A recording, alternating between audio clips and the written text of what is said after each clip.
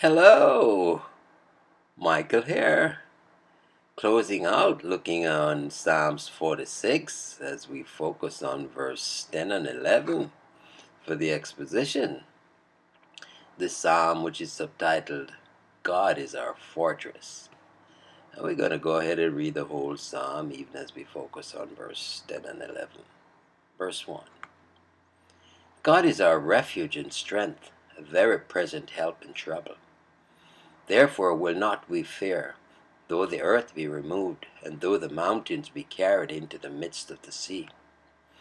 Though the waters thereof roar and be troubled, though the mountains shake with the swelling thereof. Selah. There is a river, the streams whereof shall make glad the city of God, the holy place of the tabernacles of the Most High. God is in the midst of her, she shall not be moved. God shall help her, and that right early. The heathen raged, and kingdoms were moved. He uttered his voice, the earth melted. The Lord of hosts is with us. The God of Jacob is our refuge. Selah. Come, behold the works of the Lord, what desolations he had made in the earth. He maketh wars to cease unto the end of the earth. He breaketh the bow, and cutteth the spear in sunder. He burneth the chariots in the fire. Verse 10. Be still and know that I am God. I will be exalted among the heathen. I will be exalted in the earth. And verse 11. The Lord of hosts is with us. The God of Jacob is our fortress. Selah. And so we turn to the treasure of David for the exposition. Verse 10. Be still and know that I am God. Hold off your hands, ye enemies. Sit down and wait in patience, ye believers. Acknowledge that Jehovah is God, ye who feel the terror of his wrath. Adore him, and him only, ye who partake in the protection of his grace. Since none can worthily proclaim his nature, let expressive silence muse his praise. The boast of the ungodly and the timorous forebodings of the saints should certainly be hushed by a sight of what the Lord has done in past ages. I will be exalted among the heathen. They forget God, they worship idols, but Jehovah will yet be honored by them.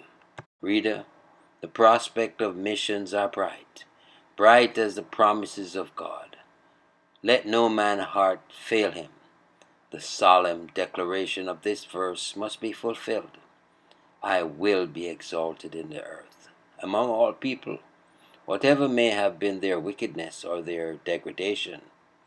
Either by terror or love, God will subdue all hearts to himself. The whole round earth shall yet reflect the light of his majesty, all the more because of the sin and obstinacy and pride of man shall God be glorified, when grace reigns unto eternal life in all corners of the world.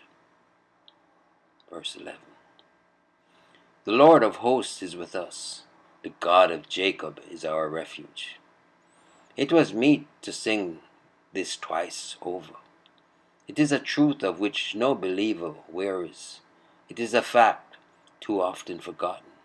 It is a precious privilege which cannot be too often considered. Reader, is the Lord on thy side? Is Emmanuel, God with us, thy Redeemer? Is there a covenant between thee and God as between God and Jacob? If so, thrice happy art thou.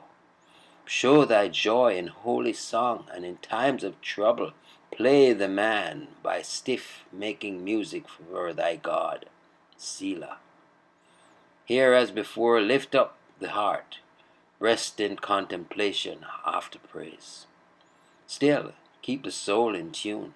It is easier to sing a hymn of praise than to continue in the spirit of praise. But let it be our aim to maintain the uprising devotion of our grateful hearts, and so end our song as if we intended it to be continued. Selah bids the music rest. Pause in silence, soft and blessed. Selah bids uplift the strain. Harps and voices tune again. Selah end the vocal praise. Still your hearts to God upraise. Such a tremendous psalm. God is our fortress. Trust you enjoyed the meditation. Michael here declaring yet again, Jesus is Lord. Until next time, be blessed.